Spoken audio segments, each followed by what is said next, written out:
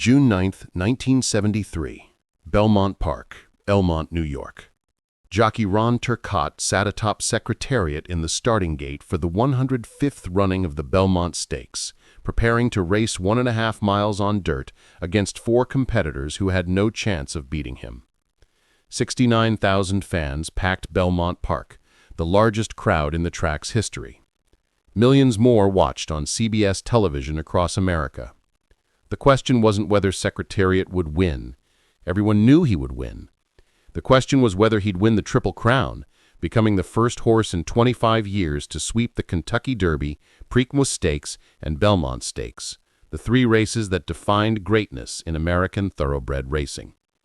As the gates opened at 5:38 p.m. Eastern Time, Secretariat and his main rival Sham burst from their positions, racing side by side through suicidally fast early fractions that would destroy normal horses.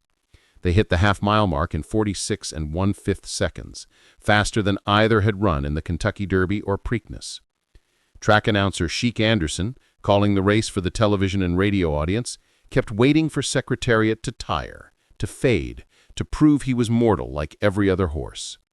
Instead, on the backstretch, Turcotte sitting still as a statue, Secretariat began pulling away. Not gradually, not like a horse winning a close race, like a machine accelerating beyond the capabilities of its competition. "Secretariat is alone," Anderson screamed into his microphone, his voice rising with disbelief. "He is moving like a tremendous machine." By the time Secretariat hit the quarter pole, he was 25 lengths ahead. By the time he crossed the finish line, he was 31 lengths in front of second place Twice a Prince, the largest margin of victory in Belmont Stakes history. His time was 2 minutes and 24 seconds flat, shattering the track record by nearly 3 full seconds, setting a world record for 1.5 miles on dirt that stands unbroken 51 years later. Within seconds, the crowd would erupt in a celebration that transcended horse racing. Turcotte would pump his fist in triumph while Secretariat galloped out, looking like he could run another 1.5 miles without slowing. Owner Penny Chenery would cry tears of joy and vindication, knowing she'd risked everything, her family's farm, her marriage, her reputation, to keep this horse racing despite financial pressures to sell him. And across America, millions of viewers would witness what Sports Illustrated would call the greatest individual athletic performance in history. This is the story of how a chestnut colt born in a modest foaling shed in Virginia became the most dominant thoroughbred in American history, how a Denver housewife with no horse racing experience took over her ailing father's failing farm and turned it into a champion-producing operation, how a 59-year-old French-Canadian trainer came out of retirement to train the greatest horse ever, and why June 9, 1973 remains the most spectacular athletic performance ever witnessed 51 years later. Secretariat was born at 12:10 a.m. on March 30, 1970, in a small whitewashed foaling shed at the Meadow, a thoroughbred breeding farm in Doswell, Virginia, about 20 miles north of Richmond. His birth was attended by farm manager Howard Gentry, assistant manager Raymond Wood, and night watchman Bob Southworth. As the newborn colt emerged from his mother, Something Royal, Gentry exclaimed, "There's a whopper!" The newborn colt was large, perfectly proportioned, with 3 white stockings on his legs and a coat the color of burnished copper that shone red in the sunlight. When the farm's veterinarian arrived shortly after the birth, he examined the colt and said, years later, "He was beautiful, he was well put together, correct, his legs were perfect, he had a beautiful head and was as red as fire." Elizabeth Ham, secretary to farm owner Christopher Chenery, made the birth record in the farm book. 3 white feet, a lovely colt. She underlined the word lovely twice. The Meadow had been founded by Christopher Chenery, born in 1886 to a poor Virginia family who'd worked his way from poverty to become a millionaire utilities executive in New York. In 1936, after suffering a heart attack at age 50, Chenery returned to Virginia to purchase the Meadow, the farm where he'd visited relatives as a child and learned to ride horses. He'd spent the next 30 years building a first-class thoroughbred breeding and racing operation. By 1970, Christopher Chenery was 84 years old and suffering from dementia. His daughter Helen, Penny Chenery, who'd married Jack Tweedy and settled in Denver to raise 4 children, had returned to Virginia to manage the farm after her mother's death in 1969. The operation was losing money. Facilities were deteriorating. Her siblings wanted to sell the farm to settle estate taxes, but Penny, who'd inherited her father's love of horses and had studied business at Columbia University, decided to try saving the operation. It was an audacious decision for a woman in 1969 when thoroughbred racing was almost exclusively controlled by men. The foal born that March morning had extraordinary bloodlines. His sire was Bold Ruler, who'd won the 1957 Preakness Stakes and had become the dominant stallion in America, leading the North American sire list 8 times. His dam was Something Royal, a mare from a line known for stamina and heart. The combination suggested potential for greatness, though Bold Ruler's offspring had a reputation for being fast but lacking the stamina for longer races. The colt's name came from Elizabeth Ham, Christopher Chenery's longtime secretary. She'd previously worked for diplomat Norman Davis when he served at the League of Nations Secretariat in Geneva. She suggested Secretariat as a name, and the Chenery family accepted it. The name would become one of the most famous in sports history. The story of how Penny Chenery ended up with Secretariat involves one of the luckiest losses in horse racing history. In 1965, Christopher Chenery had made an arrangement with Ogden Phipps, owner of Bold Ruler. Each year, 2 Meadow mares would be bred to Bold Ruler. Before the foals were born, the owners would flip a coin to determine who got first choice of the 2 foals. In 1968, the mares bred to Bold Ruler were Something Royal and Hasty Matilda. In 1969, Penny Chenery, now managing the Meadow, met with Phipps to flip the coin. Phipps won the toss. He chose the foal from Hasty Matilda, a filly named the Bride. That filly ran 4 times and never won a dollar. Chenery had to settle for the foal from Something Royal, a colt that would become Secretariat. Years later, Chenery would joke that losing the coin toss was the luckiest thing that ever happened to her. In early 1970, the Meadow's financial situation was dire. The farm was losing money, estate taxes loomed, and Penny's siblings were pressuring her to sell. Then a colt named Riva Ridge, born at the Meadow in 1969, began winning races in his 2-year-old season. Riva Ridge won 5 stakes races and was named the champion 2-year-old of 1971. The success bought the Meadow time and credibility. Managing the Meadow required Penny to navigate a male-dominated industry that didn't welcome women. When she hired Roger Lauren as trainer in 1969, he helped make the operation profitable. But in May 1971, Lauren left to train for the prestigious Phipps family stables. Penny needed a replacement. She hired Roger's father, Lucien Lauren, a 59-year-old French-Canadian trainer who'd been planning to retire. Lucien Lauren was born in Quebec, Canada, had raced as a jockey on bush tracks, then became a trainer in New York in the 1940s. By 1971, he was a respected veteran who trained good horses, but never a champion. He agreed to take the job temporarily, expecting to retire after 1 season. Then he walked into his barn and saw Riva Ridge, who would win the 1972 Kentucky Derby and Belmont Stakes, fulfilling Christopher Chenery's lifelong dream of producing a Derby winner. And behind Riva Ridge was a big, beautiful red 2-year-old named Secretariat. Jockey Ron Turcotte, who'd ride Riva Ridge to the Derby victory, remembered the first time he saw Secretariat in Lauren's Miami training barn in early 1972. "I was walking down the shed row at Hialeah," Turcotte recalled years later. "I was going to see Riva. I looked to my left and there was this big, beautiful red horse. I said, 'Lucien, who's that red horse?' He says, 'He's too good-looking to be any good. He's royally bred, but I think he's too good-looking to be a runner.'" Lauren's skepticism reflected horsemen's superstition that the prettiest horses often lacked the heart and toughness to win. Secretariat at age 2 stood over 16 hands high, bigger than most 3-year-olds. His coat gleamed copper red in the sunlight. His conformation was almost perfect, Powerful hindquarters, broad chest, perfectly balanced proportions. He looked like an artist's idealized sculpture of a racehorse. Trainers who'd been around the sport for decades said he was the most beautiful horse they'd ever seen. But beautiful horses didn't always run fast. Secretariat's first race was July 4, 1972 at Aqueduct Racetrack in New York, a 5.5-furlong race for 2-year-olds. He broke from the gate poorly, was bumped by other horses, and came in fourth. It was the only time in his entire career that he'd finish a race without placing first, second, or third. But even in that fourth-place finish, he'd made up 7 lengths in the final quarter mile, showing the powerful closing kick that would become his signature.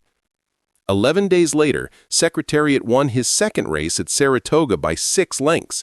He won his third race by 15 lengths.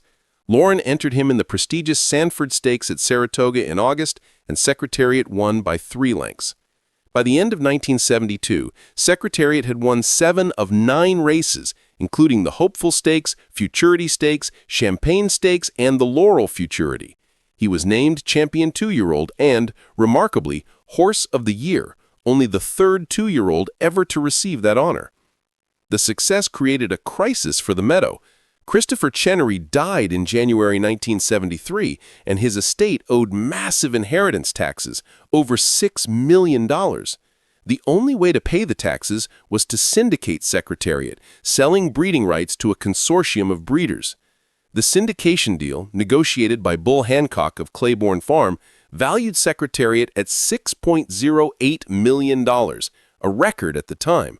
The deal meant Secretariat would race through his 3-year-old season in 1973, then retire to stud at Claiborne Farm in Kentucky. The 1973 season began with easy victories in Secretariat's first 2 races. Then, 2 weeks before the Kentucky Derby, came disaster. At the Wood Memorial Stakes at Aqueduct, Secretariat finished third behind Anglelight and Sham, a powerful colt trained by Frank Pancho Martin. Secretariat looked lethargic, disinterested, nothing like the champion 2-year-old. After the race, veterinarians discovered an abscess in his mouth that had made it painful for him to accept the bit.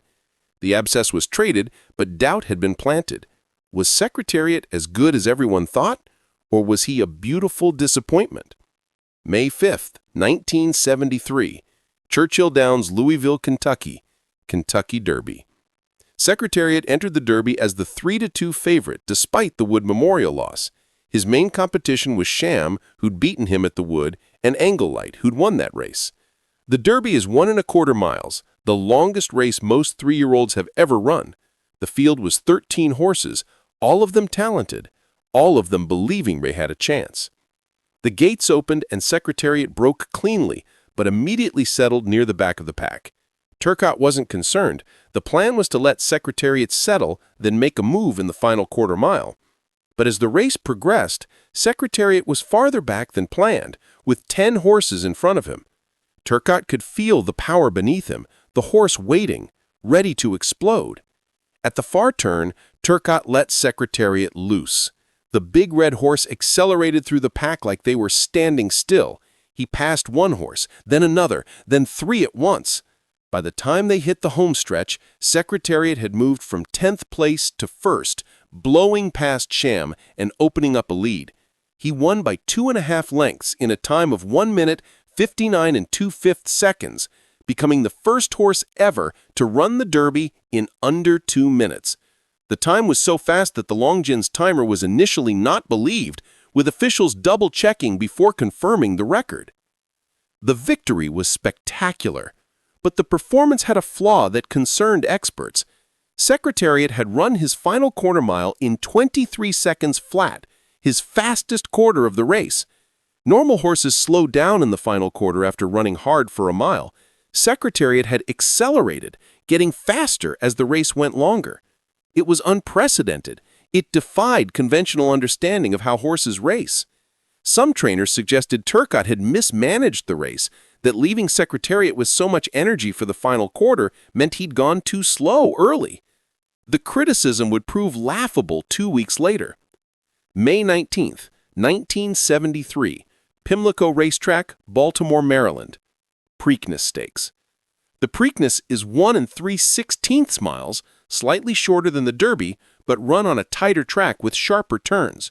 Secretariat again faced Sham along with 4 other horses.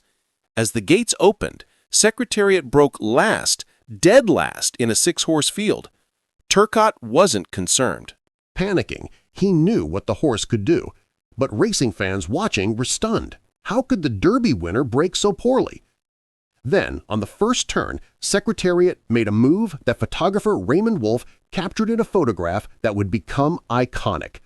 Secretariat launched himself forward in a leaping stride, all 4 feet off the ground simultaneously, closing ground on the leaders with breathtaking acceleration.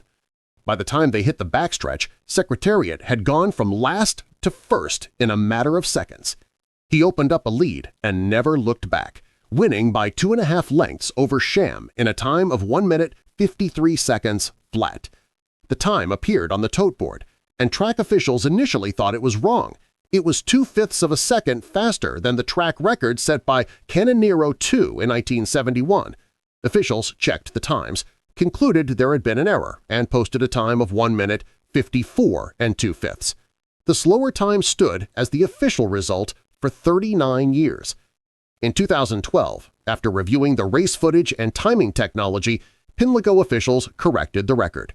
Secretariat had indeed run 1 minute 53 flat, a track record that still stands. 2 wins, 2 track records. The Triple Crown, which hadn't been won since Citation in 1948, was within reach. All Secretariat had to do was win the Belmont Stakes, the longest and most grueling of the 3 races. The Belmont Stakes is 1.5 miles, a quarter mile longer than the Derby and 5/16 of a mile longer than the Preakness. It's called the Test of the Champion because the distance exposes any weakness in a horse's stamina. Since 1948, 6 horses had won the Derby and Preakness but failed at the Belmont: Tim Tam, Carryback, Northern Dancer, Kauai King, Forward Pass, and Canonero II. Each had been unable to handle the 1.5-mile distance after 2 grueling races in 5 weeks. Secretariat's breeding added to the doubt.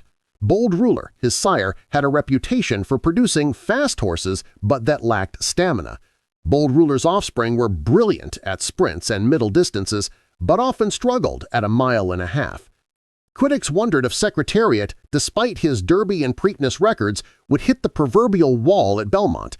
Even Lucien Laurin, normally confident, was nervous. "The distance concerns me," he told reporters. "We've never tried him at 1.5 miles." The only horse who seemed completely unconcerned was Secretariat himself. In the weeks leading up to the Belmont, he trained brilliantly. Just days before the race, he ran 5 furlongs in under a minute in a morning workout, a blistering pace that left clockers shaking their heads.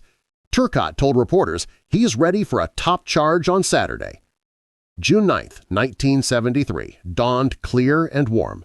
By early afternoon, fans were streaming into Belmont Park. The anticipation was suffocating. CBS planned comprehensive coverage unusual for a horse race. The New York Times ran front-page stories about the race for days leading up to it. Virginia's governor, Linwood Holton, flew to New York to watch Virginia's superhorse attempt history. Secretariat faced just 4 opponents in the Belmont: Sham, who'd been second in both the Derby and Preakness; Twice a Prince; My Gallant; and PVT Smiles. But the real opponent was the distance itself. Could Secretariat maintain his speed for 1.5 miles, or would the Bold Ruler bloodline betray him in the final quarter mile? At 5:38 p.m. Eastern Time, the gates opened. Secretariat broke sharply from his rail post. Sham, desperately trying to make Secretariat run fast early and tire him out, matched strides with the champion. Together they rocketed through the first quarter mile in 23 3/5 seconds, absurdly fast for horses intending to run 1.5 miles. They hit the half-mile mark in 46 1/5 seconds. Track announcers were waiting for Secretariat to slow down, to show signs of fatigue. He didn't. On the backstretch, with the horses straightening out for the run down the far side of the track, Turcotte glanced at the timer on the tote board. They were running impossibly fast. Turcotte made a decision. He stopped restraining Secretariat. He let the horse run as fast as he wanted. If Secretariat wanted to burn himself out trying to break records, Turcotte wouldn't stop him. It was either going to be the greatest performance in racing history or a catastrophic collapse. There was no middle ground. Secretariat began pulling away from Sham. Not gradually, not like a horse winning by a length or two. He opened up 3 lengths, then 5, then 7. By the time they hit the 1-mile mark, Secretariat was 7 lengths ahead of Sham, and Sham was starting to fade backwards through the field. Secretariat ran the first mile in 1 minute 34 1/5 seconds, faster than he'd run the first mile in the Kentucky Derby. Chick Anderson, calling the race from the press box, was trying to find words for what he was witnessing. Secretariat is widening now. He is moving like a tremendous machine. Anderson's voice was rising with excitement, professionalism breaking down in the face of something unprecedented. The crowd of 69,138 was on its feet, screaming, many crying, hugging strangers. This wasn't just a horse race. It was witnessing athletic perfection, seeing something that transcended sport and became art. Turcotte pumped his fist as they galloped out, Secretariat barely winded, looking like he could run another 1.5 miles. When they returned to the winner's circle, Penny Chunnery was crying, overwhelmed by emotion. She had saved her father's farm, defied her siblings, navigated a male-dominated industry, and produced the greatest racehorse in history. Lucien Lauren, the 61-year-old trainer who'd come out of retirement for 1 season, stood in disbelief at what he'd accomplished. And Secretariat, the horse they'd said was too beautiful to run, had just delivered the most dominant performance in sporting history. The immediate aftermath was chaotic celebration. Virginia's governor presented Chenery with a proclamation. New York officials praised the performance. CBS replayed the race constantly. The photo of Secretariat in full stride, all 4 feet off the ground, Turcotte looking back at the field 25 lengths behind, became one of sport's most iconic images. The performance's statistical improbability became clearer in the following days. Secretariat had run each furlong faster than Sham, who'd finished last, beaten by almost 50 lengths. The time of 2:24 wasn't just a record, it was unbreakable. In the 51 years since, no horse has come within 2 seconds of Secretariat's time. The closest was Monarchos in 2001, at 2:24 3/5, still slower. Easygoer, Sunday Silence, AP Indy, Point Given, Smarty Jones, every great horse since has tried and failed to match what Secretariat did. Sports Illustrated put Secretariat on the cover with the headline, AP Indy. Time magazine ran a cover story. Secretariat became the first non-human athlete to appear on the covers of Time, Newsweek, and Sports Illustrated in the same week. He was more famous than most human athletes, a genuine cultural phenomenon. The question of how Secretariat ran so fast has been debated for 5 decades. After his death in 1989, a necropsy revealed his heart weighed 22 pounds, more than twice the normal weight of a thoroughbred's heart. Normal thoroughbred hearts weigh 8 to 9 pounds. Secretariat's massive heart, which is damn something royal, had passed to several of her offspring, allowed him to pump more blood and oxygen to his muscles, giving him stamina that other horses couldn't match. It was a genetic gift, a physical advantage that made him capable of performances other horses couldn't achieve. Secretariat raced 6 more times after the Belmont, winning 4 races and finishing second twice. He was retired in November 1973 after winning the Canadian International Stakes, his 16th win in 21 career starts. His lifetime earnings were $1,316,808, a record at the time. He retired to Claiborne Farm in Kentucky to begin his stud career. As a stallion, Secretariat sired over 660 foals, including Lady Secret, who was named Horse of the Year in 1986, and Risen Star, who won the Preakness in Belmont in 1988.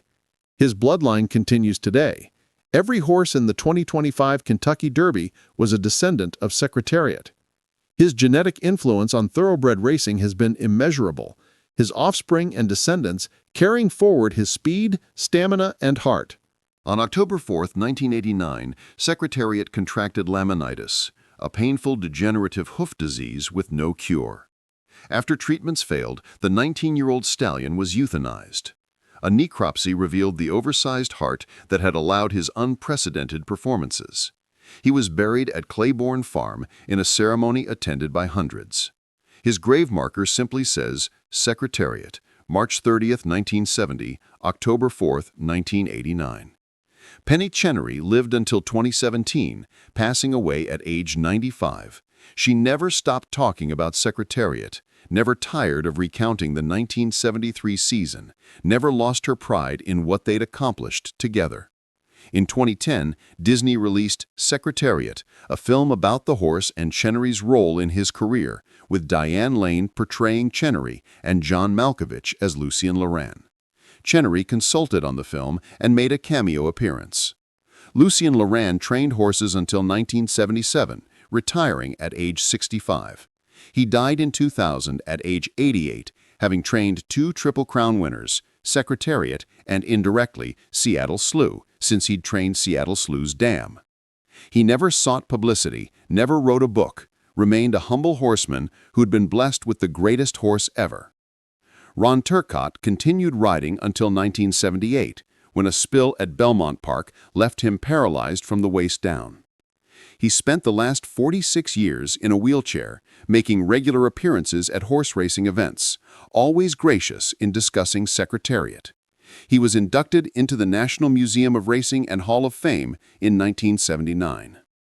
In 1999, Sports Illustrated ranked Secretariat as the 35th greatest athlete of the 20th century across all sports, the only non-human on the list. In 2013, on the 40th anniversary of the Belmont victory, the New York Racing Association placed a blue and white checkered pole at Belmont Park, located 253 feet 2 inches from the finish line, marking the spot where second place, Twice a Prince, crossed when Secretariat finished. The pole remains there today, a permanent reminder of the most dominant performance in sports history. The Blood Horse magazine's top 100 racehorses of the 20th century ranked Secretariat second, behind only Man o' War, who raced in 1919-1920. Many modern experts argue Secretariat should be first, that his documented times and performances exceed anything Man o' War achieved. The debate is unresolvable. Man o' War raced in an era before electronic timing, but it's telling that Secretariat is in the conversation at all, competing with a horse from an era when racing was America's most popular sport. The cultural impact of Secretariat's 1973 season extended beyond racing. In June 1973, America was consumed by Watergate hearings, with President Nixon's administration collapsing in scandal. The Vietnam War was ending in humiliating defeat. Gas shortages and inflation were devastating the economy. National morale was low. Secretariat's Triple Crown provided a moment of pure joy, uncomplicated excellence, a reminder that greatness was still achievable. The response was emotional, almost desperate. People needed something to celebrate, and Secretariat gave them that. The 1973 Belmont Stakes remains the standard against which all sporting performances are judged. When an athlete or team dominates their competition, the comparison is always to Secretariat at Belmont. Michael Jordan's 1991 NBA Finals, Tiger Woods' 1997 Masters, Usain Bolt's 2009 world record 100-meter dash. Every dominant performance invites the question, was that as dominant as Secretariat at Belmont? The answer is almost always no. Secretariat didn't just win. He won by a margin that would be equivalent to a marathon runner finishing 31 minutes ahead of second place, or an NBA team winning a championship game by 90 points, or a golfer winning a major by 31 strokes. The margin was absurd, incomprehensible, a statistical anomaly that shouldn't exist. Competitive sports. Except it did exist. Captured on film, witnessed by 69,138 people and millions on television, undeniable and permanent. When Lucien Loran first saw Secretariat in his barn in early 1972, he'd said the horse was too beautiful to be any good. The comment reflected horseman's wisdom that pretty horses often lack the toughness to win. Secretariat proved that wisdom wrong. He was the most beautiful horse anyone had ever seen, and he was also the fastest, the strongest, the most dominant. Beauty and greatness weren't mutually exclusive. Sometimes they came together in a package so perfect that it seemed almost unreal. On June 9, 1973, that perfect package ran 1.5 miles in 2 minutes and 24 seconds, winning by 31 lengths, setting a world record that has stood for 51 years and will likely stand forever. Because Secretariat wasn't just a great racehorse, he was the greatest racehorse. And on that June afternoon at Belmont Park, he proved it in a way that left no doubt, no debate, no question. He was simply perfect. November 1st, 1938, Pimlico Racecourse, Baltimore, Maryland. 5-year-old Seabiscuit stood at the starting line, preparing to race 1 3/16 miles against War Admiral, the 1937 Triple Crown winner who'd been named Horse of the Year over Seabiscuit, despite Seabiscuit earning more prize money. 40,000 fans packed Pimlico Racecourse, lining the grandstands, infield, and every available space. 40 million more Americans, 1 in every 4 people in the country, listened on radios across the nation. President Franklin D. Roosevelt paused a cabinet meeting to tune in. Cars stopped on highways as drivers pulled over to listen. The largest radio audience in history was about to witness what was being called the match race of the century. War Admiral was made the 1-4 favorite by bookmakers. He was the son of Man-O-War, considered the greatest racehorse of the 20th century. He'd won the Triple Crown in dominant fashion just 18 months earlier. He was fast from the gate, sleek and powerful, with the glistening muscles of a warrior. He'd won 18 of his 22 career races. His owner, Samuel Riddle, had reluctantly agreed to the match race after months of pressure, believing his aristocratic champion shouldn't have to demean himself by racing against a Western upstart. Seabiscuit was everything War Admiral wasn't. He was small, just 15.2 hands high, undersized even by thoroughbred standards. He was low-slung with knobby knees and an awkward loping gallop that looked nothing like the fluid stride of champions. He'd lost his first 17 races. He slept far longer than other horses, sometimes 12 hours a day, and had a tendency to overeat. His trainer, Tom Smith, had called him lazy. Early in his career, Seabiscuit had been so unimpressive that his original trainers had used him as a training partner for better horses, deliberately letting him lose to build those horses' confidence. But as the bell rang at 4:20 p.m. Eastern Time, something shocking happened. Seabiscuit bolted from the starting line like a shot, taking the lead immediately. War Admiral, the speed horse who always led from the gate, was behind. The plan that trainer Tom Smith had secretly prepared for weeks was working perfectly. Within 2 minutes, Seabiscuit would win by 4 lengths, breaking the track record and completing one of the greatest upsets in sports history. A victory that would make him the 1938 Horse of the Year and transform him into a symbol of hope for Depression-era America. This is the story of how a stubborn colt who lost his first 17 races became the highest-earning thoroughbred of his era. How a car dealership owner from California challenged the Eastern racing establishment's supremacy. How a half-blind jockey and a quiet trainer transformed an underdog into a champion. And why November 1st, 1938 remains the most culturally significant horse race in American history, 86 years later. Seabiscuit was foaled at May 23, 1933, at the Wheatley Stable in Kentucky, one of the most prestigious thoroughbred breeding farms in America. His sire was Hardtack, whose father was Man-O-War, the legendary champion who'd won 20 of 21 career races and was considered the greatest racehorse in American history. His dam was Swing On, a mare from solid bloodlines. On paper, Seabiscuit had the pedigree to be a champion. But from birth, Seabiscuit showed little interest in racing. He was stubborn, lazy, uncooperative. Where other young horses were eager to run, Seabiscuit preferred to eat and sleep. He had a voracious appetite, eating everything in sight, gaining weight that made him look chunky rather than athletic.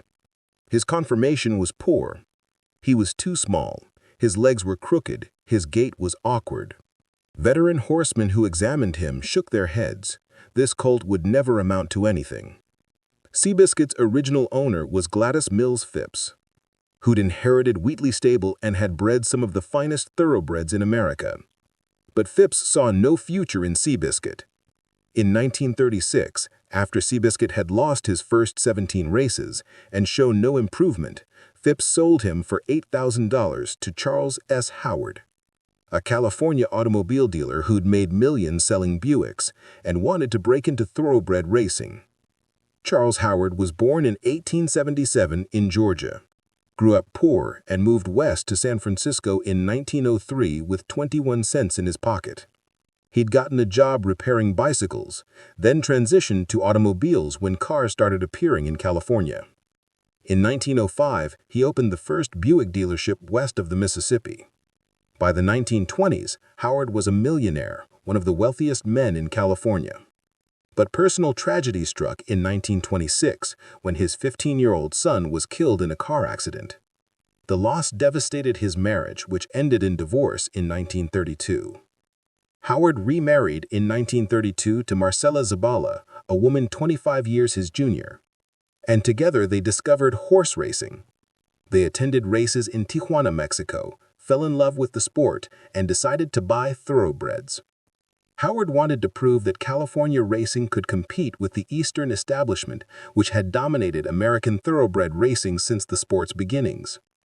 Eastern owners, trainers, and breeders looked down on Western racing as second-rate, unsophisticated, populated by inferior horses. Howard wanted to change that perception. When Howard purchased Seabiscuit in 1936, he hired Tom Smith as trainer. Smith was a near-silent cowboy from Colorado who'd spent years training horses in the West.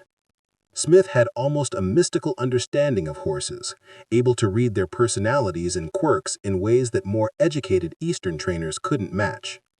When Smith first examined Seabiscuit at the auction barn, he saw something others had missed. The horse wasn't lazy, he was bored. He'd been overworked and underappreciated in his early racing career, run so often against better horses that he'd learned losing was acceptable. Smith believed Seabiscuit could be retrained, remotivated, transformed from a losing plotter into a winning champion. The jockey Howard and Smith chose for Seabiscuit was Red Pollard, a Canadian-born rider who'd grown up in poverty, boxed professionally to earn money, and lost sight in his right eye after taking a hard punch. He never told anyone about his blindness, knowing that revealing it would end his riding career. He compensated by turning his head constantly during races, using his good left eye to see horses approaching from his blind side. Pollard was intelligent, well-read despite limited formal education, and had a deep understanding of horses. He and Seabiscuit immediately formed a bond. Under Smith's training and Pollard's riding, Seabiscuit began winning in late 1936. He won 5 races in California. Then Smith took him on a nationwide campaign in 1937 to prove Western horses could compete anywhere. Seabiscuit traveled 8,000 miles that year, racing at tracks from California to Massachusetts, defeating Eastern champions in prestigious races. Like the Brooklyn Handicap, Massachusetts Handicap, and Yonkers Handicap. He won 11 of 15 races in 1937, earning $168,580, more than any other horse that year. But despite being the top money winner, Seabiscuit didn't win Horse of the Year. That honor went to War Admiral, who'd won the Triple Crown in 1937. The decision infuriated Howard and Western racing fans, who felt Eastern bias had robbed Seabiscuit of recognition he deserved. The only way to settle the debate was a head-to-head match race. Who was better, the aristocratic Eastern Triple Crown winner or the scrappy Western People's Champion? War Admiral was foaled on May 2, 1934, at Samuel Riddle's Faraway Farm in Lexington, Kentucky. His sire was Man o' War, his dam was Brush Up. Riddle had owned Man o' War, who'd become legendary by winning 20 of 21 races in 1919-1920, losing only once to a horse named Upset in a race where Man o' War was caught in traffic and couldn't get clear running. After retiring Man o' War, Riddle bred him extensively, hoping to produce another champion. He bred Man O' War to brush up 6 times, producing 5 unremarkable fillies before finally getting a colt, War Admiral. From the beginning, War Admiral showed his father's brilliance. He was quick from the gate, had explosive speed, and possessed the same competitive fire that had made Man O' War unstoppable. In 1937, as a 3-year-old, War Admiral won the Kentucky Derby, Preakness Stakes, and Belmont Stakes, becoming the 4th Triple Crown winner in history. Sports writers compared him favorably to his father. Neville Dunn of the Lexington Herald wrote after the Derby, "A little brown horse that takes after his mammy in size, but runs like his daddy, charged to victory in the 63rd Kentucky Derby." War Admiral won all 8 races he entered in 1937, was named Horse of the Year, and was being compared to the greatest horses in racing history. He seemed invincible. When sports writers and fans began calling for a match race between War Admiral and Seabiscuit, Riddle's response was dismissive.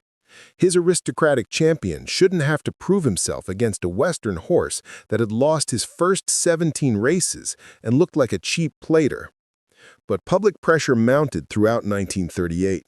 Howard campaigned aggressively in newspapers, challenging Riddle to a match race. Alfred Gwen Vanderbilt II, the young president of Pimlico Racecourse in Baltimore, saw an opportunity to host the biggest race in decades. He negotiated with both owners, offering a $15,000 winner-take-all purse, minimal conditions, and national publicity. After months of failed attempts to schedule the race, scratches due to track conditions, scheduling conflicts, and personal disputes between owners, Riddle finally agreed to November 1, 1938, at Pimlico. The build-up was unprecedented. Newspapers across America ran daily stories. Radio programs discussed the race constantly. Sports writers took sides, with Eastern writers almost unanimously picking War Admiral and Western writers backing Seabiscuit. Every writer for the Daily Racing Form picked War Admiral. 95% of journalists believed the Eastern champion would win easily. San Francisco Chronicle columnist John Lardner wrote, "I am one of the narrow-minded group that has seen War Admiral run too often to concede Seabiscuit a chance for anything better than a seat in Congress this year." The betting public, however, saw things differently. While bookmakers made War Admiral the 1-4 favorite, everyday Americans wagered heavily on Seabiscuit. He was the underdog, the people's horse, the scrappy fighter who'd overcome early failures to become a champion.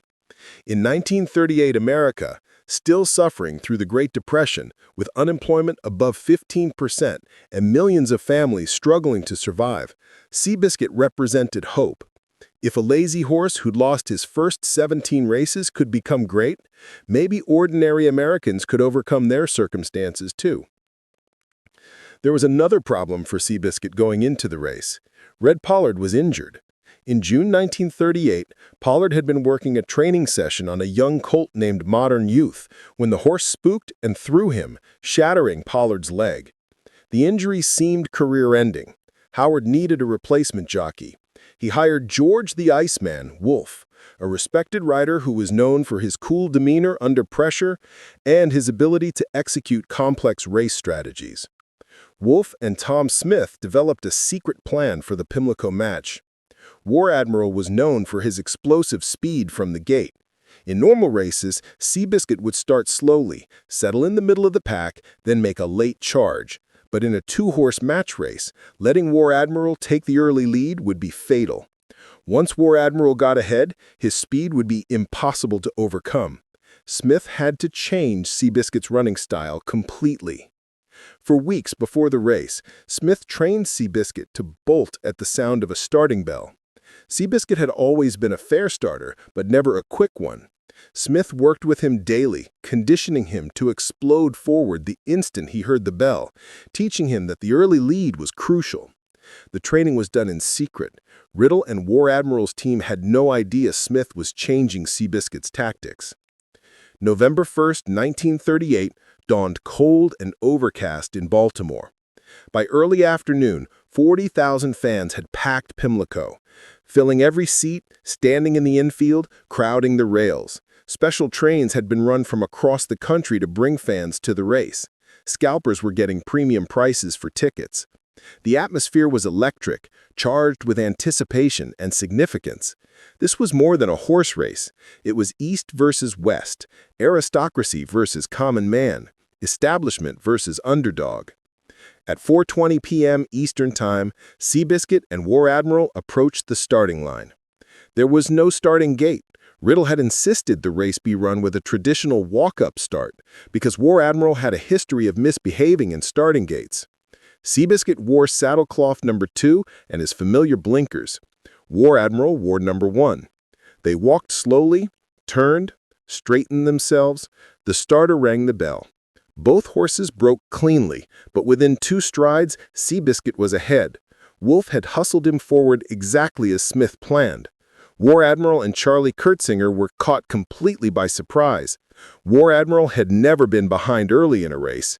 Kurtzinger tried to rate his horse, to settle him, and make a run, but Seabiscuit was pulling away. Down the backstretch, Seabiscuit held a length lead. War Admiral gradually closed the gap, pulling even at the top of the stretch. The 2 horses ran side by side, matching strides, neither giving ground. 40,000 fans were screaming. Radio announcer Clem McCarthy's voice was rising with excitement. Across America, 40 million people were pressed against radios, listening in stunned anticipation. Then George Wolfe did something brilliant. Following advice Red Pollard had given him before the race, Wolfe eased up on Seabiscuit slightly, letting War Admiral pull even and slightly ahead. The tactic allowed Seabiscuit to see his rival, to understand they were in a race, to tap into his competitive instincts. As War Admiral drew alongside, Wolfe felt Seabiscuit respond, felt the horse dig deeper, find another gear. About 200 yards from the finish, Wolfe asked Seabiscuit for his closing kick. The horse exploded forward, pulling away from War Admiral with stunning acceleration. The lead grew to 2 lengths, then 3, then 4.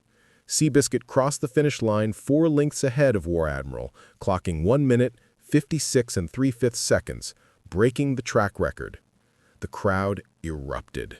Clem McCarthy's call became legendary. Seabiscuit by 3, Seabiscuit by 3, Seabiscuit is the winner by 4 lengths. The upset was complete. The lazy horse from California had beaten the Triple Crown champion convincingly. War Admiral's jockey Charlie Kurtzinger had no excuses. He just got beat by a better horse, Kurtzinger told reporters. Samuel Riddle, War Admiral's owner, was gracious in defeat. I still think my horse is the better one, but today Seabiscuit proved he's the better horse. Red Pollard, watching from the stands on crutches, his shattered legs still healing, was overcome with emotion. Seabiscuit did just what I thought he'd do, Pollard told reporters. He made a rear admiral out of War Admiral. The quote captured the victory's significance. The underdog had humbled the aristocrat. The people's champion had defeated the establishment's favorite. The victory made front-page news across America. The New York Times ran a story with the headline, "Seabiscuit defeats War Admiral in thriller." Sports Illustrated called it the race of the century. Even non-sports newspapers covered the story, recognizing its cultural significance. In Depression-era America, where millions were unemployed and struggling to survive, Seabiscuit's victory felt symbolic. The small, unlikely champion had defeated the aristocratic favorite through determination and heart. If Seabiscuit could do it, maybe ordinary Americans could overcome their circumstances too.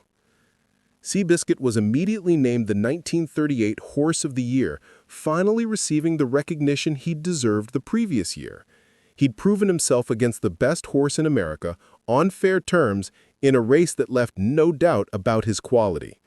War Admiral would race twice more, winning the Rhode Island Handicap later in 1938 and a race at Hialeah in February 1939, before an injury ended his career. He retired with a record of 21 wins in 26 starts and earnings of $273,240.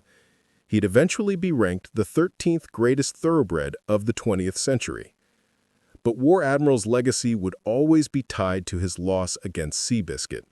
The photo finish showing Seabiscuit 4 lengths ahead became one of sport's most iconic images. War Admiral had been a great champion, but he'd lost the race that mattered most. When he was inducted into the National Museum of Racing and Hall of Fame in 1958, he was inducted the same year as Seabiscuit, the two rivals forever linked in history. Seabiscuit raced 9 more times after the War Admiral victory. In 1939, during his lone start of the year, he was injured and seemed destined for retirement. Charles Howard even bred Seabiscuit to 7 mares in spring 1939, assuming his racing career was over. But the horse defied expectations once again. After months of rehabilitation, and with Red Pollard finally recovered from his shattered leg, Seabiscuit returned to racing in 1940. On March 2, 1940, at age 7, Seabiscuit won the Santa Anita Handicap, the race he'd lost twice before. The victory was emotional, a storybook ending to a remarkable career. Pollard, riding despite still having metal screws in his leg, brought Seabiscuit from behind to win in track record time. Howard announced Seabiscuit's retirement immediately after the race.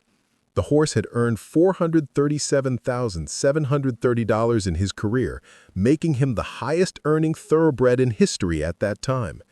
His record was 33 wins, 15 seconds, and 13 thirds in 89 starts. Seabiscuit retired to Howard's Ridgewood Ranch in Willits, California, where he was bred to mares and lived comfortably. He sired 108 foals, though none matched his racing achievements. On May 17, 1947, Seabiscuit suffered a heart attack and died at age 14. He was buried at Ridgewood Ranch in an unmarked grave to prevent fans from taking souvenirs. His death made national news, with obituaries appearing in major newspapers. The Los Angeles Times wrote, "The old warrior died as he had lived, quietly and with dignity." The cultural impact of Seabiscuit extended far beyond racing. In 1940, Seabiscuit was the second biggest newsmaker in America, ahead of President Franklin Roosevelt and trailing only Adolf Hitler. Newspapers had covered his races more extensively than political events. His story resonated with Depression-era Americans who saw their own struggles reflected in his unlikely rise from failure to champion. Author Laura Hillenbrand, who wrote Seabiscuit, an American Legend in 1999, explained the horse's significance. When Seabiscuit crossed the wire, it was pandemonium. For Americans, in that era, in that time, that the underdog won the race fair and square was everything. One American in every 4 was listening to that race on the radio. They could turn off the radio and feel better about themselves and their prospects in the world because that little horse pulled it off, and if he could do it, they could too. The 2003 film adaptation of Hillenbrand's book, starring Tobey Maguire, Jeff Bridges, and Chris Cooper, was nominated for 7 Academy Awards, including Best Picture. The film introduced Seabiscuit's story to a new generation, though it took dramatic liberties with the facts. The real story, however, needed no embellishment. A small, lazy horse who'd lost his first 17 races had become America's champion, defeating a Triple Crown champion in the most anticipated race of the decade. Charles Howard lived until 1950, never losing his passion for thoroughbred racing. Tom Smith trained horses until his death in 1957, always preferring the quiet company of horses to the attention of reporters. Red Pollard rode until 1955, his career outlasting his battered body's ability to heal from repeated injuries. George Wolfe continued riding until 1946, when he died after falling from a horse during a race at Santa Anita, possibly due to a seizure or heart attack. He was 35 years old. War Admiral stood at stud at Faraway Farm in Kentucky, siring many successful racehorses before dying in 1959 at age 25. His grave is at the Kentucky Horse Park, at the foot of his father, Man of War's statue. The inscription simply reads, War Admiral, 1934 to 1959. But every racing historian who visits thinks of November 1, 1938, when the aristocratic champion lost to a lazy horse from California. The Blood Horse magazine's ranking of the top 100 racehorses of the 20th century placed War Admiral at number 13 and Seabiscuit at number 25. The rankings reflected career accomplishments, but they missed the cultural significance. Seabiscuit's impact transcended statistics. He represented hope to millions of Americans during their darkest period. He proved that underdogs could win, that early failures didn't determine destiny, that heart and determination could overcome superior breeding and natural talent. The November 1st, 1938 match race remains the most listened-to sports event in American radio history. 40 million listeners represented roughly 1/4 of America's population. No subsequent sporting event, including Super Bowls and World Series games, has matched that percentage. The race's significance extended beyond sports into politics and culture. President Roosevelt's decision to pause a cabinet meeting to listen reflected how completely Seabiscuit had captured the nation's attention. Modern sports fans struggle to understand Seabiscuit's importance. Horse racing is no longer America's most popular sport. The cultural moment of the Depression is distant history. But in 1938, Seabiscuit mattered in ways that transcended entertainment. He gave Americans hope when hope was scarce. He proved that underdogs could win.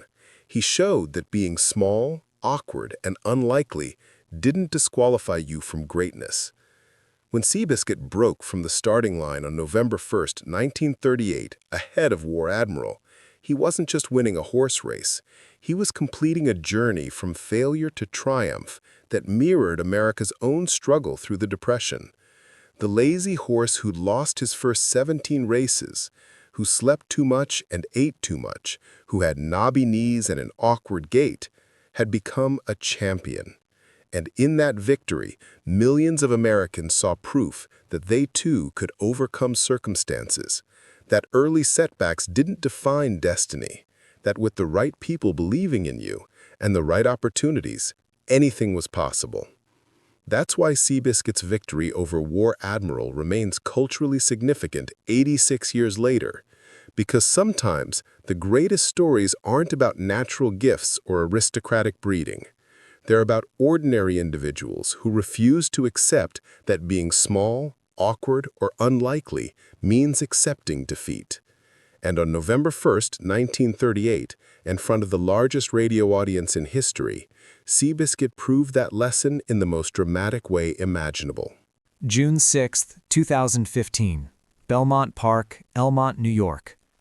3-year-old American Pharoah stood in post position 5 at the starting gate for the 147th running of the Belmont Stakes, preparing to race 1.5 miles against 7 competitors who had no realistic chance of beating him.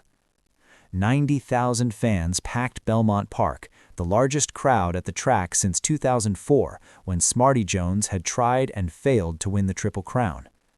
13 times since 1978, horses had won the Kentucky Derby and Preakness Stakes only to fail at Belmont, breaking hearts and crushing dreams.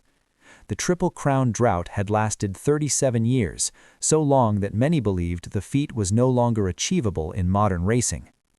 Owner Ahmed Zayat, standing with his family in a private box, was fighting back tears before the race even began.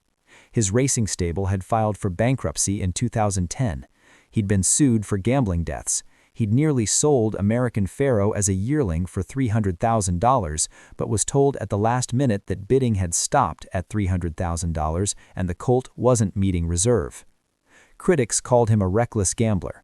3 times before, with Pioneer of the Nile in 2009, Nero in 2011, and Painter in 2012, Zayat had sent horses to the Derby only to finish second. He'd become known as the man who couldn't win the big one. Trainer Bob Baffert, standing near the paddock in his signature sunglasses, had failed 3 times before to win the Triple Crown.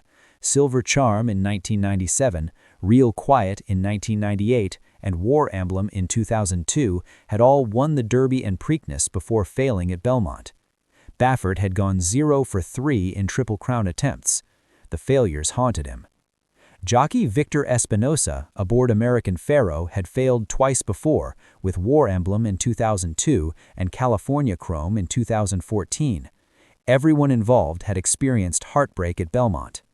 But as the gates opened at 6:51 p.m. Eastern Time, American Pharoah hesitated for just a moment, leaning back in the gate, a touch late at the start, before catapulting forward.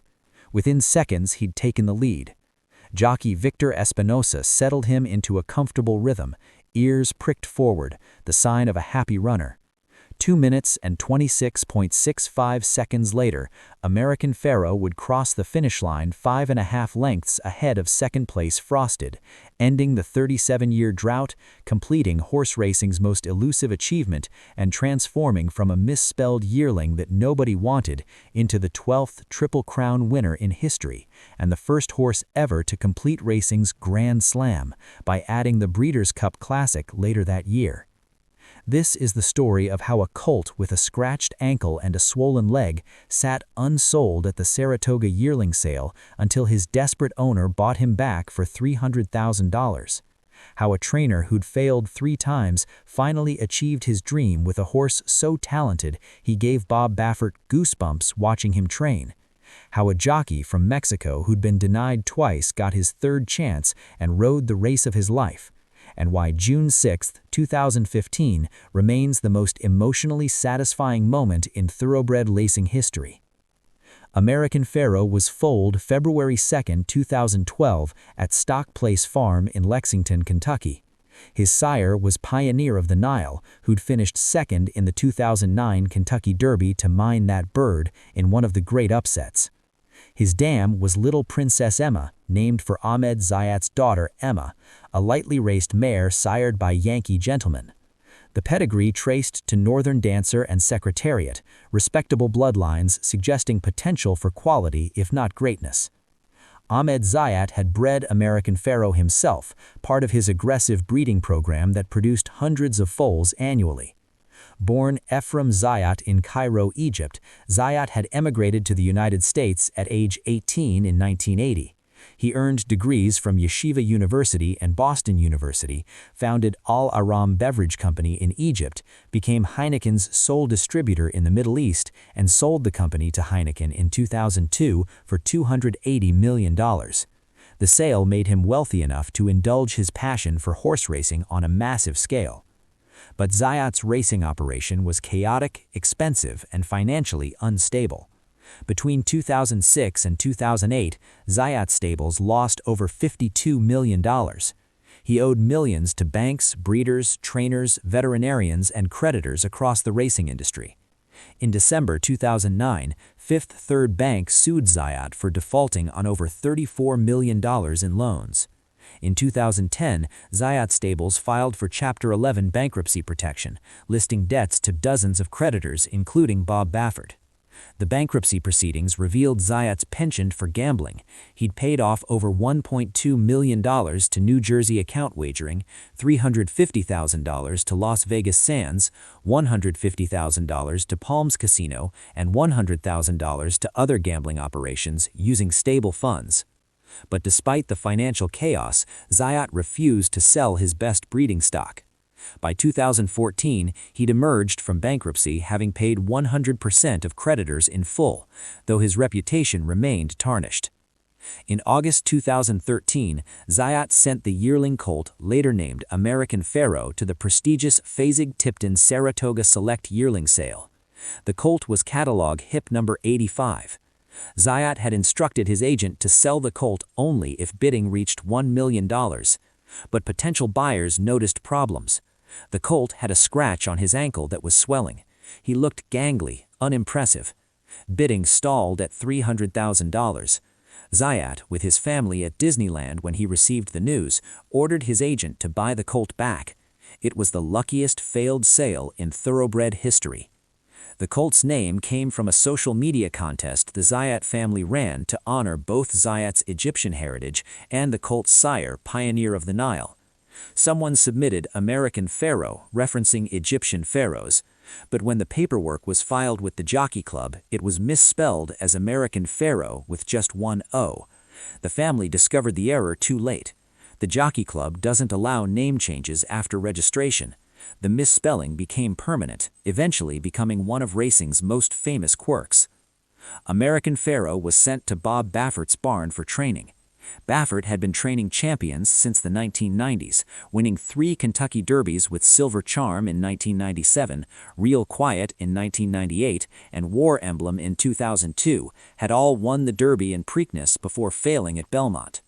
Baffert had gone 0 for 3 in Triple Crown attempts. The failures haunted him. Jockey Victor Espinosa, aboard American Pharoah, had failed twice before, with War Emblem in 2002 and California Chrome in 2014. Everyone involved had experienced heartbreak at Belmont. But as the gates opened at 6:51 p.m. Eastern Time, American Pharoah hesitated for just a moment, leaning back in the gate, a touch late at the start, before catapulting forward. Within seconds, he'd taken the lead. Jockey Victor Espinosa settled him into a comfortable rhythm, ears pricked forward, the sign of a happy runner.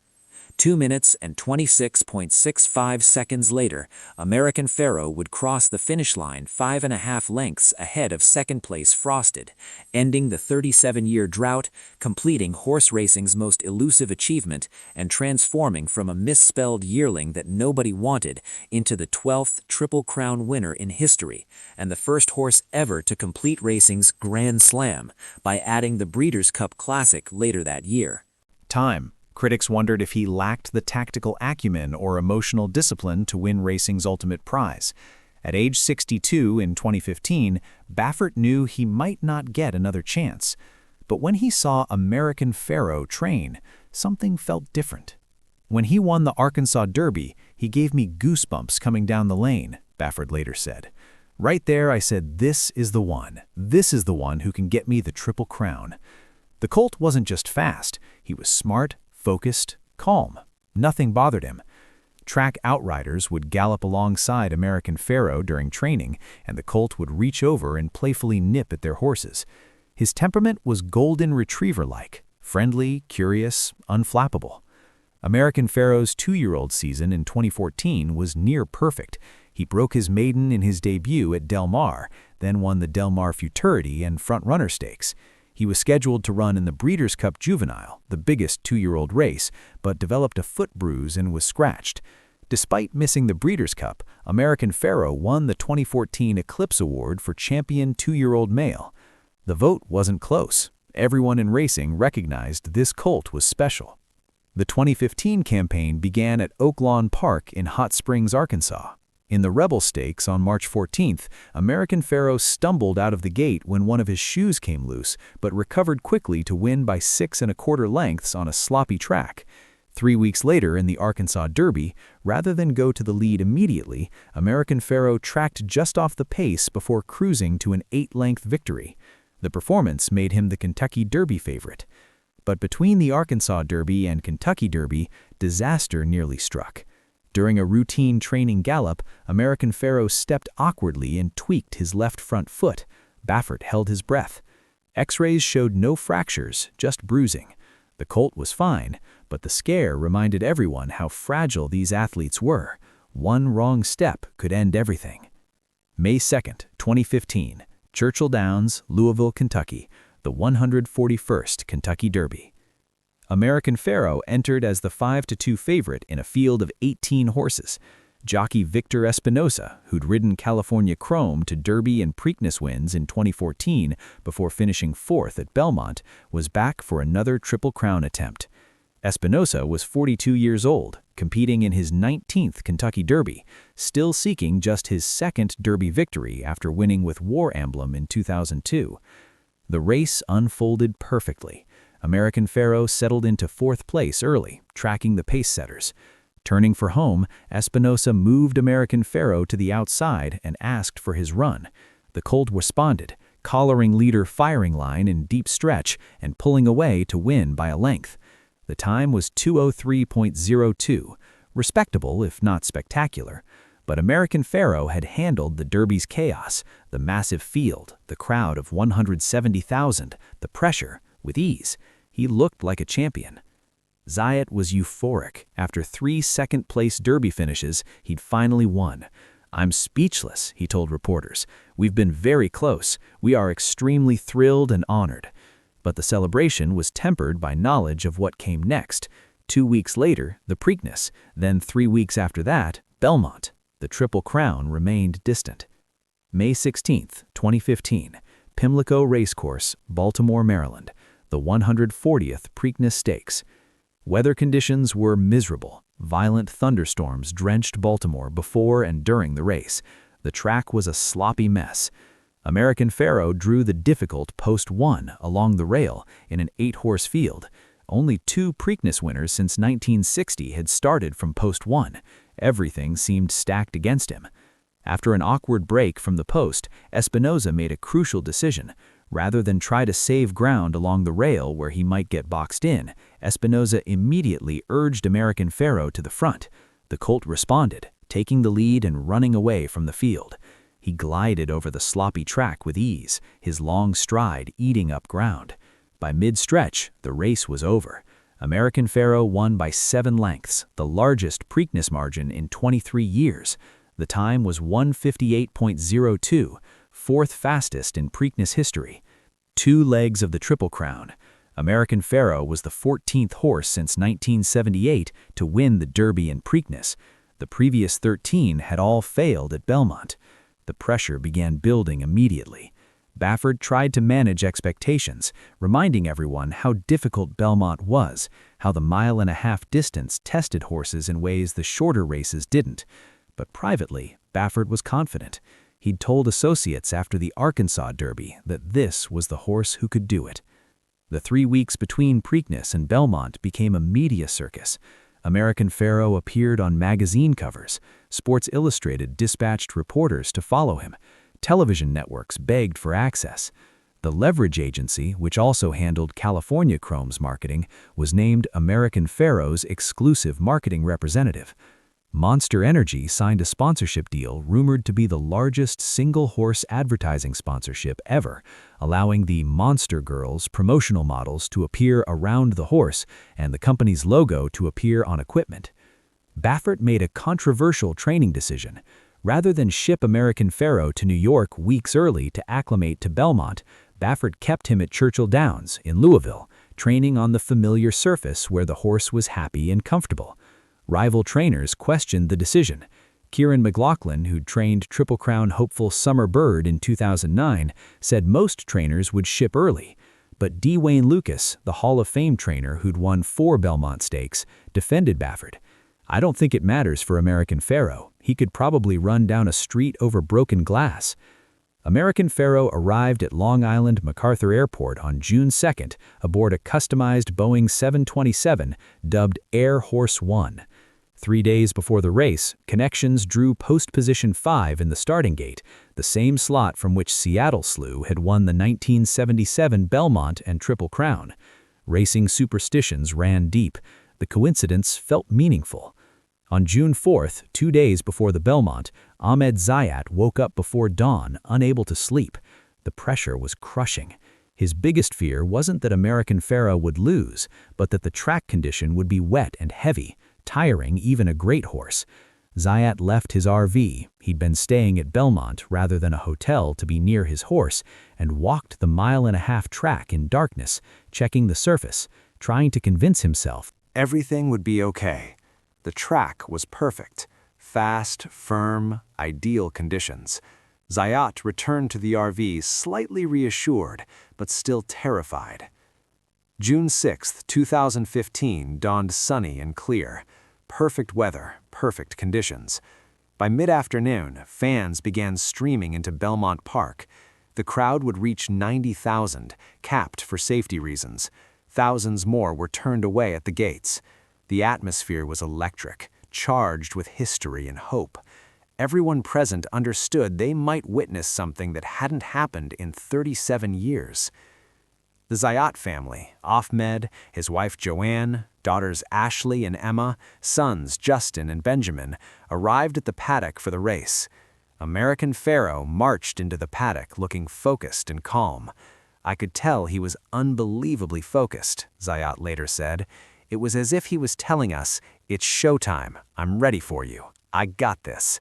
His body language was so clear to me that I said to Bob, 'He's winning today. He's winning.'" Baffert, normally superstitious about such talk, just smiled. He felt the same confidence. Espinoza, usually light-hearted before races, was uncharacteristically serious. This was his third Triple Crown attempt. War Emblem had stumbled in 2002. California Chrome had finished fourth in 2014 after a troubled trip. Espinoza had told reporters he had more confidence this time than either previous attempt. "That trophy, it caused me a lot of stress," Espinoza said, "but the third time was the charm." The 8 horses entered the starting gate. American Pharoah was in post 5. His main challenger was Frosted, who'd finished fourth in the Derby and won the Wood Memorial at Aqueduct. But everyone knew Frosted wasn't beating American Pharoah unless something went very wrong. At 6:51 p.m. Eastern Time, the gates opened. American Pharoah leaned back momentarily, hesitating, a split second that made 90,000 hearts stop. Then he burst forward, taking the lead within the first furlong. Espinoza settled him into rhythm. The early fractions were comfortable: 24.03 seconds for the first quarter mile, 48.75 for the half. American Pharoah was cruising. Materiality, a Grade 1 winner, made a brief challenge entering the backstretch, moving to within a length. But American Pharoah's ears remained pricked forward, the sign of a horse running comfortably, not under pressure. Baffert, watching from near the rail, saw those ears and relaxed. "Down the backside, he was in his groove, and I knew he's a great horse and he was going to do it," Baffert said later. Turning for home, Espinoza glanced under his arm to check the competition. Frosted was there, 2 lengths back but not gaining. Materiality had faded. In the upper stretch, Espinoza opened the reins slightly, asking American Pharoah for his finishing kick. The colt responded instantly, opening up his lead to 3 lengths, then 4, then 5. The crowd's roar became deafening, 90,000 people screaming as one, sensing the drought was ending. American Pharoah crossed the finish line 5.5 lengths ahead of Frosted. The time was 2:26.65, the 6th fastest Belmont Stakes in history and 2nd fastest by a Triple Crown winner after Secretariat's otherworldly 2.24 in 1973. Espinoza rose triumphantly in the saddle, pumping his fist, the 42-year-old jockey from Mexico finally achieving the dream that had eluded him twice before. In the stands, the Zayat family was crying, screaming, embracing. Ahmed kept repeating, "Oh my God, oh my God." His wife and children were sobbing. The crowd was going insane, strangers hugging strangers, everyone understanding they'd witnessed history. Baffert stood near the rail, with tears streaming down his face, the 62-year-old trainer who'd failed 3 times, finally succeeding on his 4th attempt. The trophy presentation was emotional chaos. American Pharoah stood calmly in the winner's circle, despite the crowd pressing close, touching him, wanting to be part of history. His temperament remained perfect, even in pandemonium. Television cameras captured Zayat crying, Baffert crying, Espinoza grinning through tears. NBC's Larry Kalmus delivered the call: American Pharoah has just become the 12th Triple Crown winner and first in 37 years. The immediate aftermath was overwhelming. Sports Illustrated rushed a new cover to print. The New York Times ran the story on page 1. President Obama tweeted congratulations. Golden State Warriors coach Steve Kerr, whose team was in the NBA Finals, told reporters American Pharoah was the only athlete better than LeBron James. American Pharoah was photographed for Vogue magazine. The victory transcended horse racing, becoming a national cultural moment. The question everyone asked was why 37 years? Why had 13 horses since affirmed in 1978 won the Derby and Preakness but failed at Belmont? Part of the answer was the distance. The 1.5-mile Belmont is the longest Triple Crown race, a brutal test of stamina, coming 5 weeks after the Derby. Modern horses bred for speed over shorter distances often lacked the stamina for Belmont's marathon distance. But another answer was psychological. The pressure of history crushed horses and connections. Every year since 1978, Triple Crown hopefuls arrived at Belmont, carrying expectations that became unbearable. Trainers overthought tactics. Jockeys rode tentatively, afraid of mistakes. Horses sensed the tension and performed below their capabilities. American Pharoah succeeded partly because he was supremely talented, but also because Baffert, Espinoza, and Zayat, having all failed before, understood how to handle the pressure. 3 days after the Belmont, American Pharoah returned to Churchill Downs to rest. On June 13th, during the Stephen Foster handicap card, he was paraded on the track for 45 minutes in front of 30,000 fans who'd come specifically to see him. The celebration continued for weeks. Arkansas Governor Asa Hutchinson declared June 6th American Pharoah Day. Zayat, Baffert, and Espinoza received permanent keepsake Kentucky Derby and Triple Crown trophies in ceremonies across the country. American Pharoah's next race was the Haskell Invitational at Monmouth Park in New Jersey on August 2nd. A record crowd of 60,983 attended. American Pharoah won by 2 2¼ lengths, his 8th consecutive victory.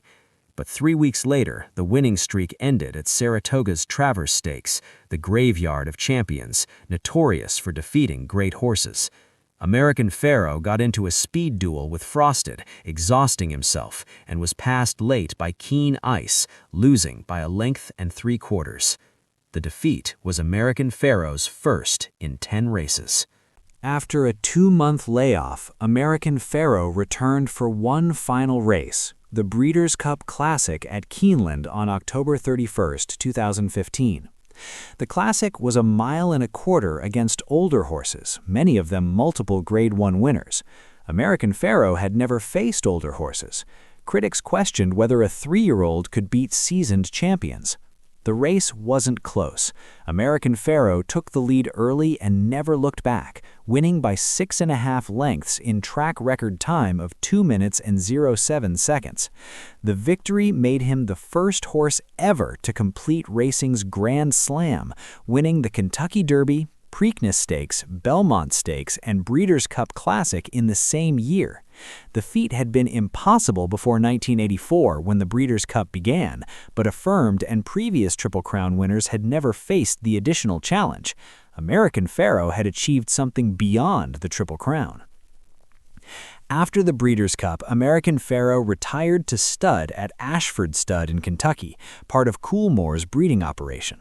His breeding rights had been purchased for a reported $20 million.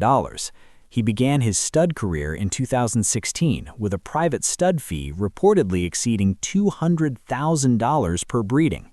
His first foals arrived in 2017 and began racing in 2019. He became the leading first-crop sire in 2019, his offspring winning races worldwide. Multiple progeny have won Grade 1 stakes. His legacy as a sire continues. American Pharoah won the 2015 Eclipse Awards for Champion 3-year-old Male and Horse of the Year. He was inducted into the National Museum of Racing Hall of Fame in 2021 in his first year of eligibility. His career statistics: 11 starts, 9 wins, 1 second, 1 third, earnings of $8,650,300. He retired as the highest-earning 3-year-old in history. Bob Baffert continued training champions, winning 2 more Kentucky Derbies with Justify 2018, who also won the Triple Crown, and Authentic 2020. But he became embroiled in controversy when Medina Spirit, who finished first in the 2021 Derby, tested positive for the corticosteroid betamethasone and was disqualified. Baffert was subsequently banned from Churchill Downs for 2 years. His legacy remains complicated by the doping scandals that overshadowed his later career. Victor Espinoza continued riding until 2020, when neck injuries from repeated falls forced retirement at age 48. He won 3,590 races and over $135 million in purses during his 30-year career. He's the only jockey to win the Kentucky Derby and Preakness Stakes with 2 different horses, California Chrome and American Pharoah, and the first to ride 3 different Triple Crown hopefuls to Belmont. Ahmed Zayat's story took a dark turn. In September 2020, just 5 years after American Pharoah's Triple Crown, Zayat filed for personal Chapter 7 bankruptcy protection, claiming $19.38 million in liabilities against $1.89 million in assets. He reported having just $300 in cash and $14.22 in 2 checking accounts. The bankruptcy filing stemmed from legal battles with MGG Investment Group, which had loaned Zayat stables tens of millions of dollars. MGG accused Zayat of secretly selling lifetime breeding rights to American Pharoah and pocketing $3.3 million rather than using the money to repay loans. The bankruptcy shocked the racing industry. Baffert and other trainers were listed as unsecured creditors owed money. Where the millions generated by American Pharoah, stud fees, appearances, sponsorships, had gone remained unclear. But none of the subsequent drama diminished what American Pharoah accomplished on June 6, 2015. 13 horses had tried and failed to win the Triple Crown since affirmed in 1978. Spectacular Bid in 1979 lost the Belmont by a nose. Sunday Silence in 1989 lost by 8 lengths. Silver Charm, Real Quiet, War Emblem, Funny Side, Smarty Jones, Big Brown, I'll Have Another, and California Chrome had all failed. The drought lasted so long that some believed modern horses, bred for speed over shorter distances and racing less frequently, couldn't handle the Triple Crown's demands. American Pharoah proved them wrong. He ran all 3 races within 5 weeks, handling different distances and track conditions flawlessly. He demonstrated the temperament, stamina, and talent required to achieve racing's ultimate prize. His success reinvigorated thoroughbred racing, which had struggled for relevance in American sports. The 90,000 fans at Belmont, the extensive media coverage, the cultural moment, all of it reminded people why horse racing mattered. 3 years later, Justify won the Triple Crown, ending any lingering doubts about whether modern horses could achieve the feat. But American Pharoah's triumph felt more significant because he'd ended the 37-year drought. He'd accomplished something 13 previous horses had attempted and failed. He'd given racing its first Triple Crown winner in a generation, allowing an entire generation of fans to finally witness what their parents and grandparents had seen with Secretariat, Seattle Slew, and Affirmed. The photograph of American Pharoah crossing the Belmont finish line, ears pricked forward, Espinosa standing in the stirrups with his right arm raised in triumph, captured the moment perfectly. The long drought was over. The impossible had become possible, and a colt that nobody wanted at the Saratoga yearling sale, a misspelled name that became iconic, delivered the most satisfying victory in thoroughbred racing history. When American Pharoah stood in post position 5 on June 6, 2015 at Belmont Park, everyone present understood they might witness history. The 37-year drought, the 13 previous failures, the heartbreak of Bob Baffert losing 3 previous attempts, Victor Espinosa's 2 previous disappointments, Ahmed Zayat's 3 second-place Derby finishes, all of it hung in the air, creating pressure that had crushed previous Triple Crown hopefuls. But American Pharoah, the colt with the friendly disposition and pricked forward ears, simply ran his race. He took the lead, cruised comfortably, and pulled away when asked, winning by 5.5 lengths. It looked easy because for him it was. And in that ease, in that comfortable dominance, American Pharoah proved that sometimes the greatest achievements don't require struggle or drama. Sometimes greatness just runs its race and wins.